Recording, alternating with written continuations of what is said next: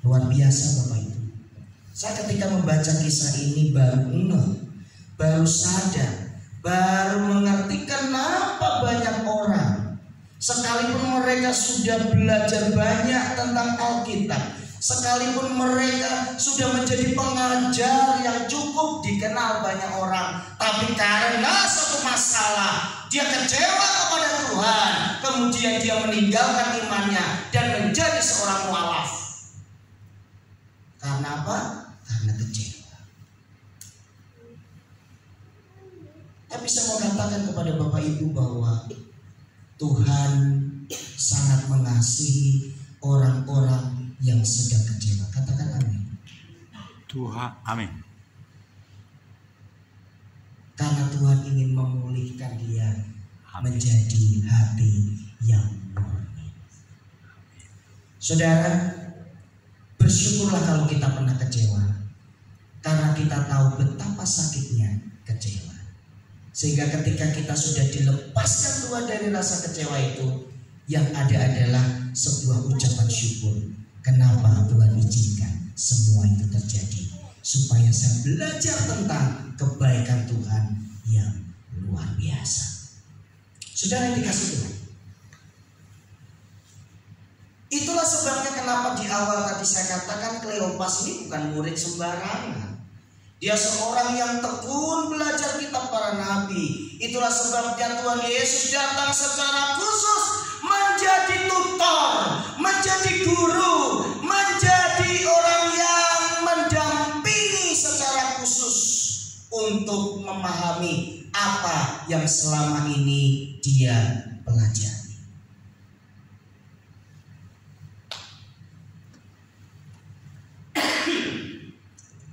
Nah saudara, cara Tuhan untuk mengembalikan sesuatu yang menghalangi itu sangat menarik.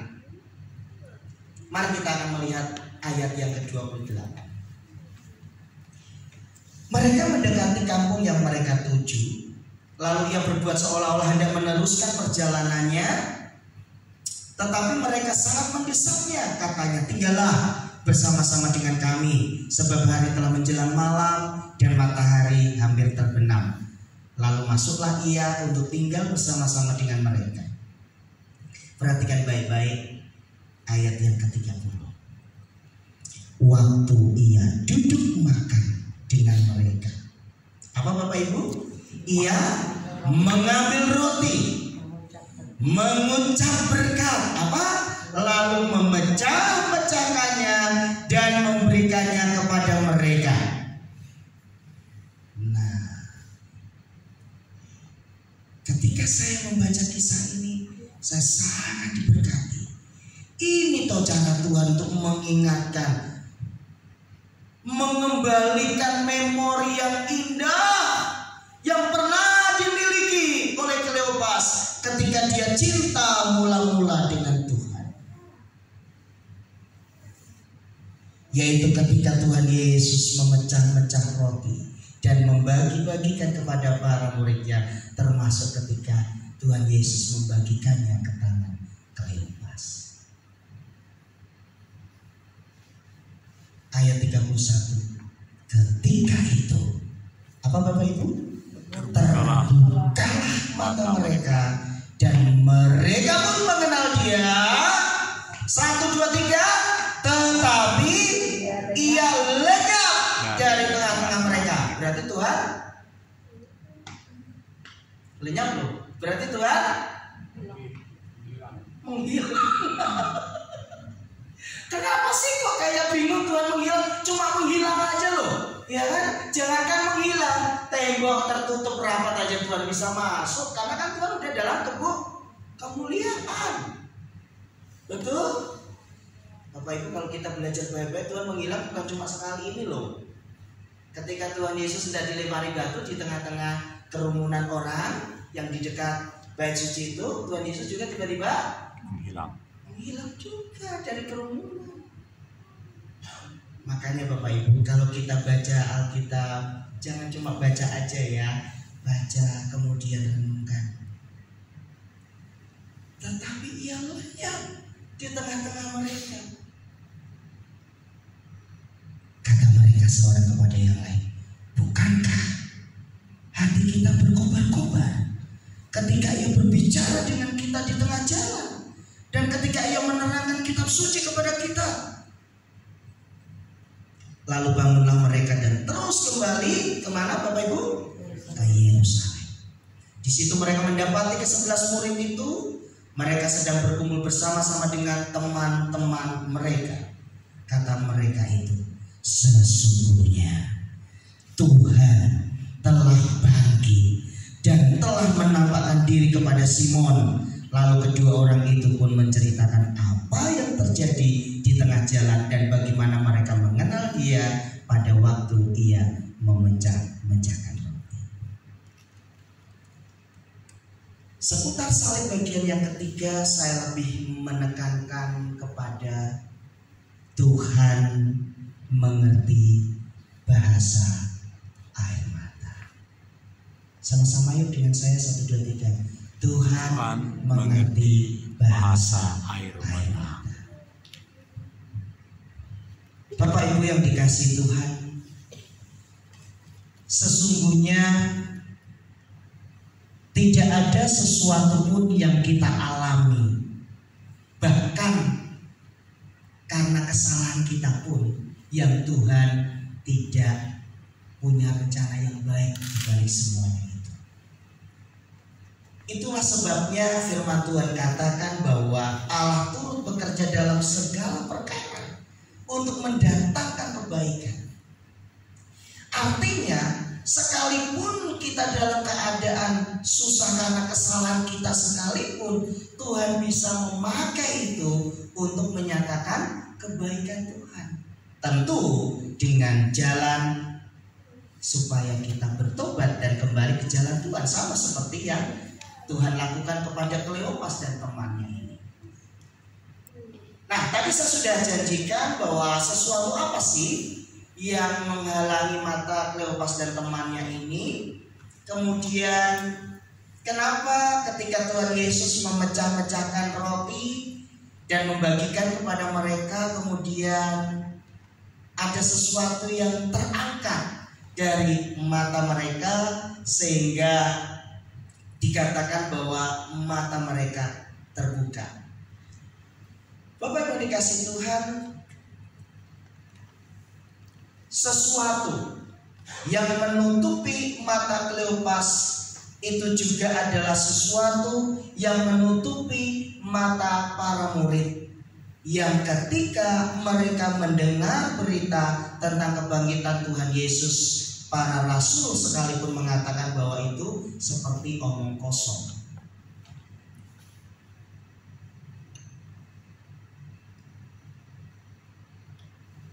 Saudara dikasihi Tuhan,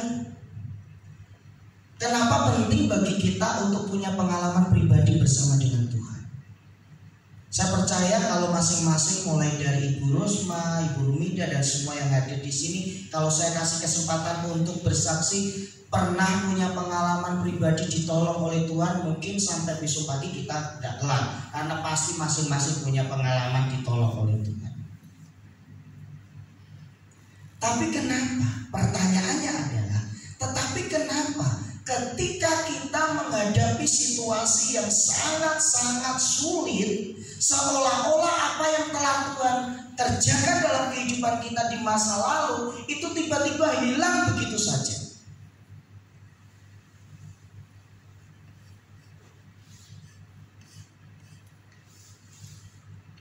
Itulah sebabnya hari ini saya mau umat Tuhan untuk menyadari bahwa ternyata respon hati kita, tanggapan hati kita terhadap sesuatu yang kita alami itu menentukan sikap kita dalam melangkah.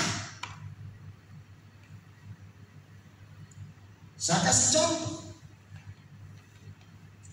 Ketika Bapak Ibu sakit, kemudian Bapak Ibu berdoa, dalam nama Tuhan Yesus aku percaya bahwa penyakitku sembuh, amin. Buka mata, masih sakit. Lalu Bapak Ibu mencoba lagi 1 minggu kemudian,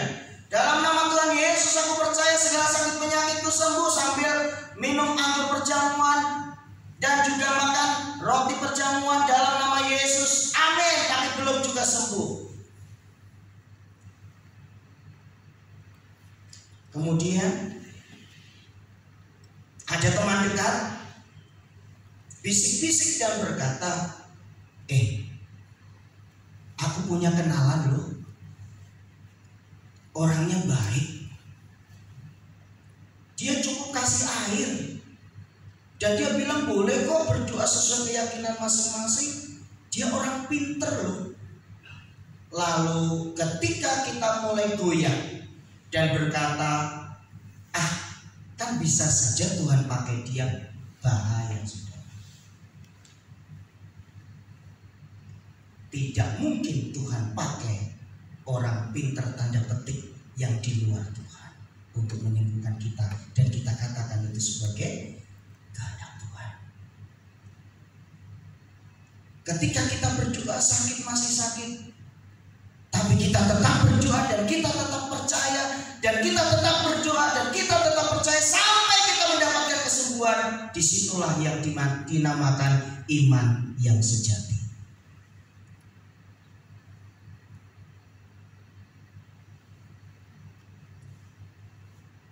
Para murid kurang apa? Lihat mujizat yang dilakukan oleh Tuhan Yesus.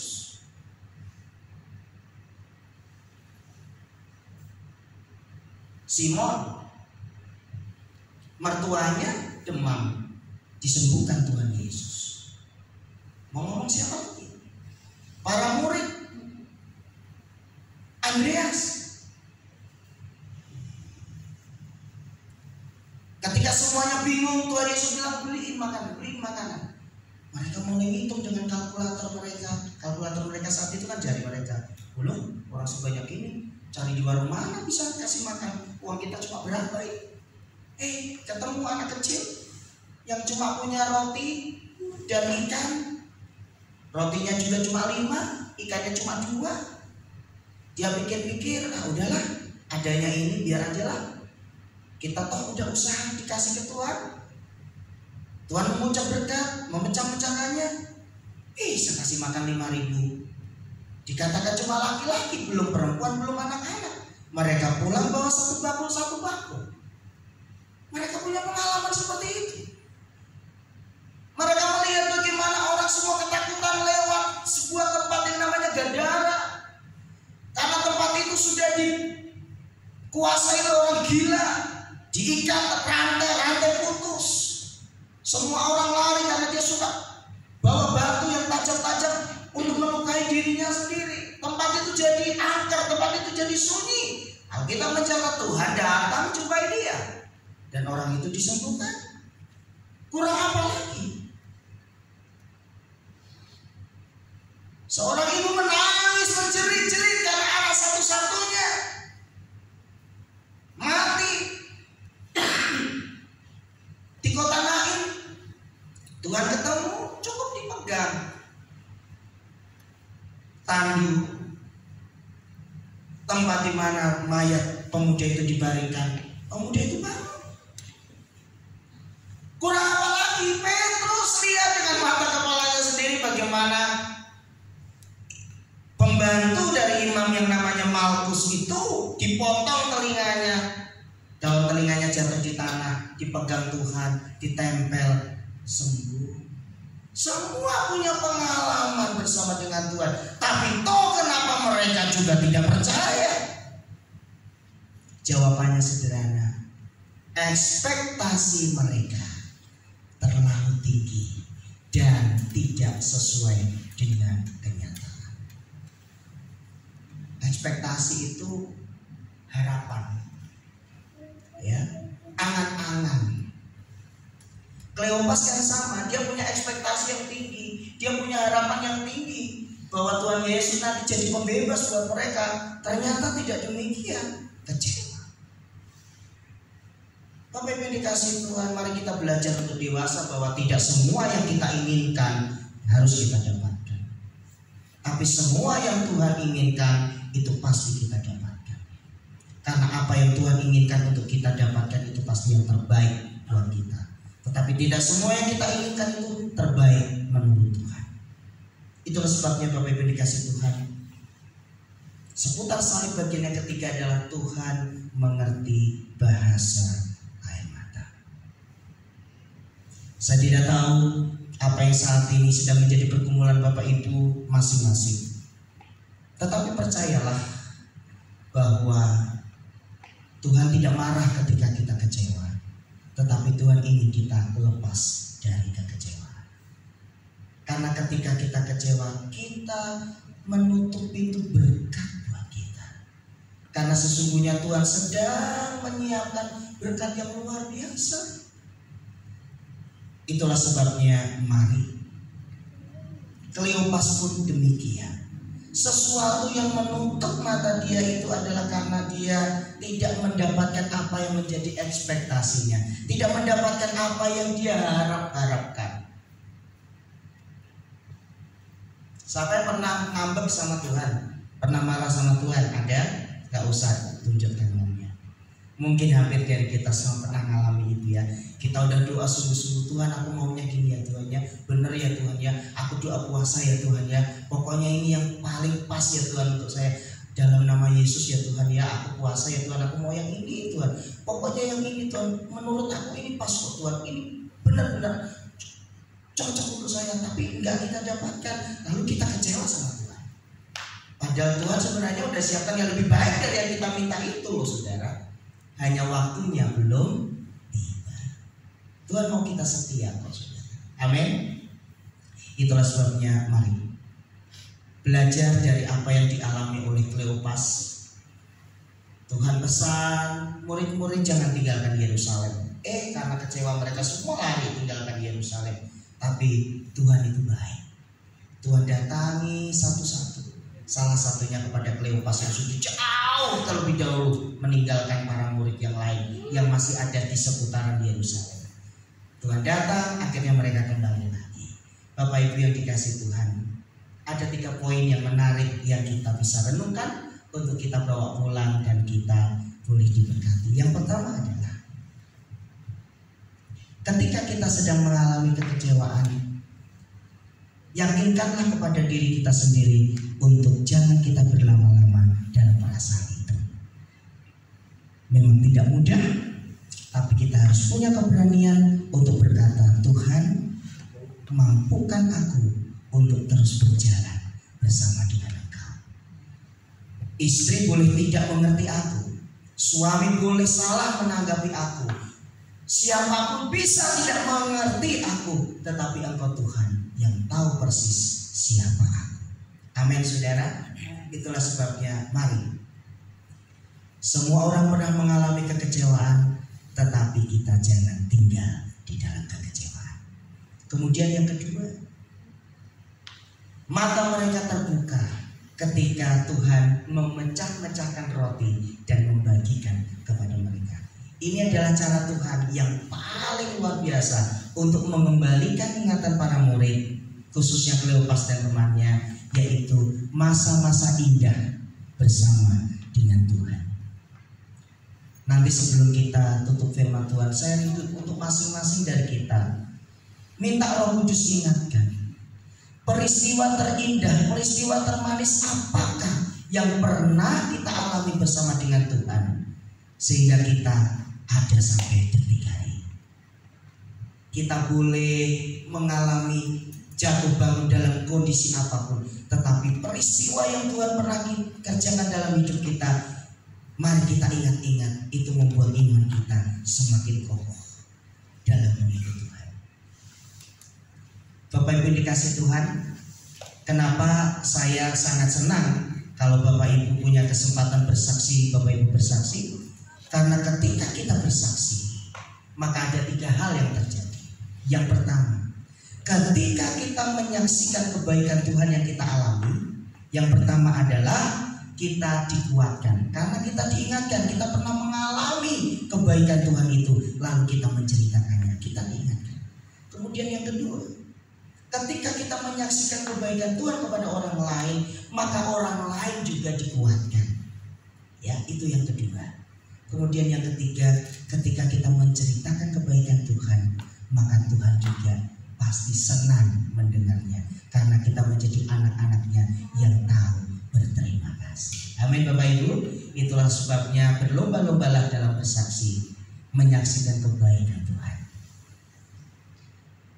Nah, karena Kleopas ini senangnya belajar Alkitab, kitab suci, maka Tuhan ketika menjelaskan siapa dirinya, dia juga menjelaskannya tentang kitab suci, bahkan rinci, mulai dari kitab-kitab Musa sampai segala kitab nabi-nabi. Maka poin berikutnya adalah, kalau kita ingin kuat, setia dalam belajar firman Tuhan. Mungkin Bapak Ibu bilang, Pak, tapi kadang saya kalau baca Alkitab ngantuk. Gak apa-apa, ngantuk ke belakang sebentar, cuci muka, baca lagi, ya, nanti ngantuknya hilang, ya. Oleh sebab itu belajar banyak firman Tuhan, karena ketika kita belajar banyak firman Tuhan, setan gak akan mudah menipu kita. Kenapa? Karena di dalam otak kita, di dalam hati kita ada benteng yang namanya firman Tuhan, sehingga setan tidak mudah mengelabui ataupun menipu kita. Yang ketiga, yang terakhir, Tuhan mengenal bahasa mata. Apapun yang saat ini sedang kita alami, firman Tuhan katakan itu tidak melebihi kekuatanmu. Tuhan pasti akan menolong kita, Tuhan pasti akan memampukan kita. Yang terakhir, kita pasti bisa bangkit dan menang. Amin. Mari kita semua bangkit berdiri. Mohon untuk worship leader, singer boleh maju ke depan.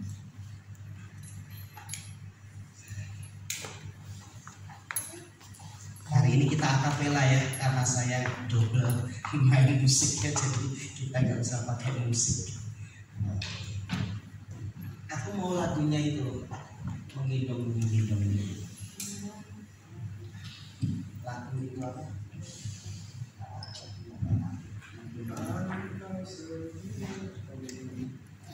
Gendong. Yuk kita semua bangkit berdiri, kita segera akhiri ibadah kita pada malam hari. Kok malam sih?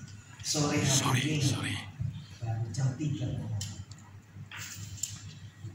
Tuhan, Kau setia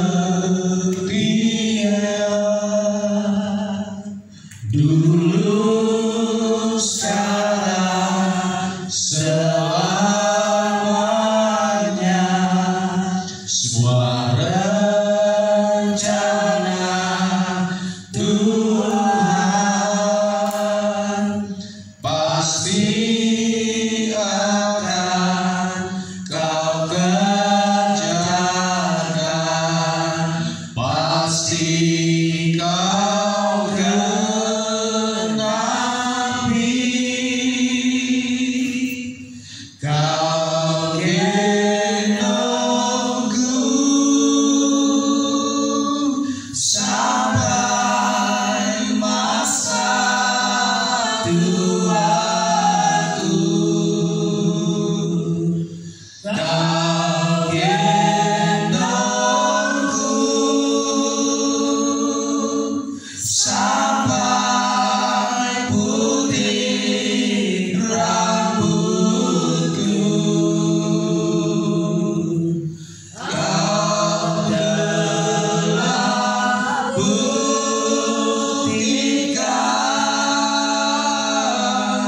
takkan Kau lepaskan. Kau gendongku sampai selamanya. Dari pertama kita naikkan pujian ini. Tuhan, Kau setia dulu, sekarang, selamanya. Semua rencana Tuhan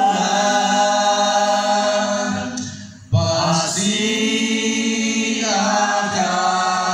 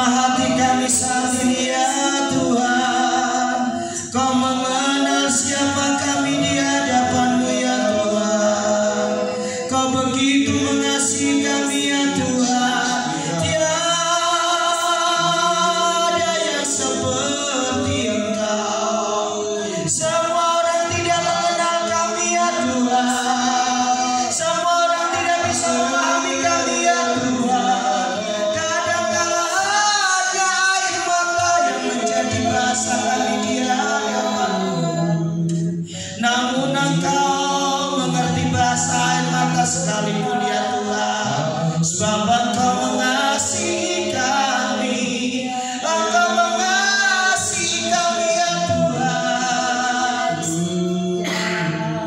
Terima kasih Tuhan. Irna namuna shikarala namuna se. Terima kasih Tuhan, Engkau sungguh baik, Engkau sungguh baik ya Tuhan. Kau luar biasa baik bagi kami ya Tuhan.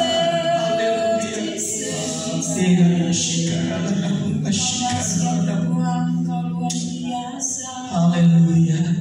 Bapak Ibu yang dikasih Tuhan, sebelum kita tinggalkan rumah Tuhan ini, seperti apa yang sudah saya sampaikan tadi, untuk beberapa saat ke depan saya rindu masing-masing mengingat kebaikan Tuhan. Mari masing-masing dari kita mengingat kebaikan Tuhan. Saat dimana kita terpuruk dan Tuhan mengangkat kita, kalau kita mengingat kebaikan Tuhan, maka tidak ada sesuatu pun yang bisa menggantikan kasih Tuhan.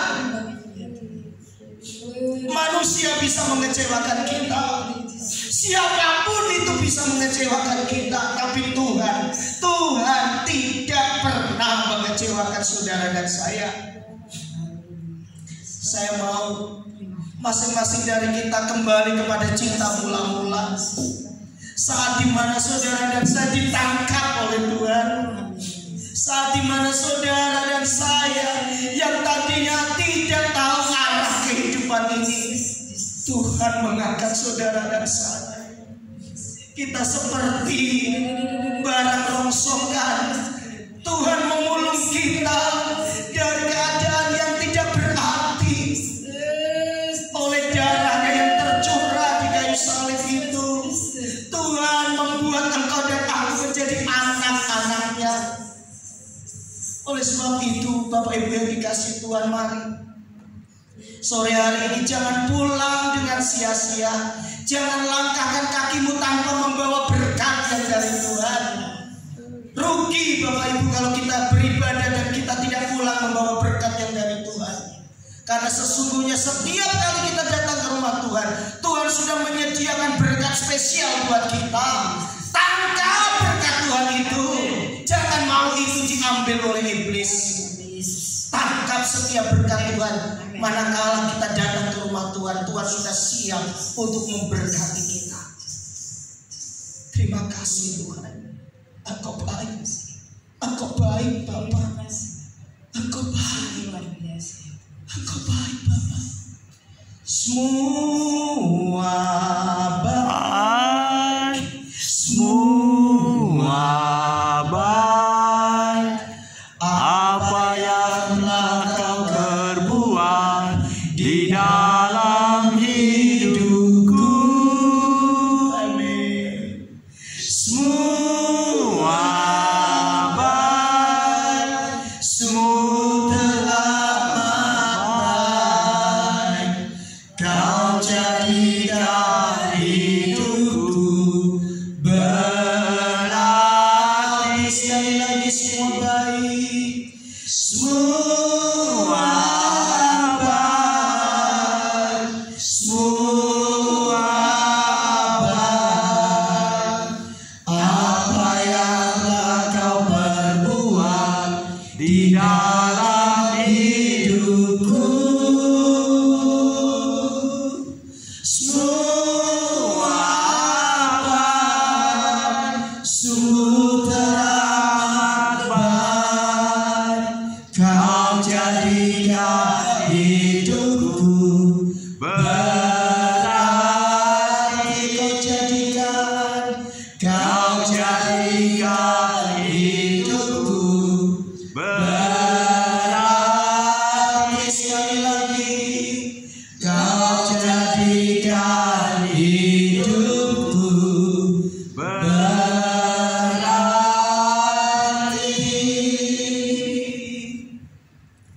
Bapa jamah kami ya Tuhan.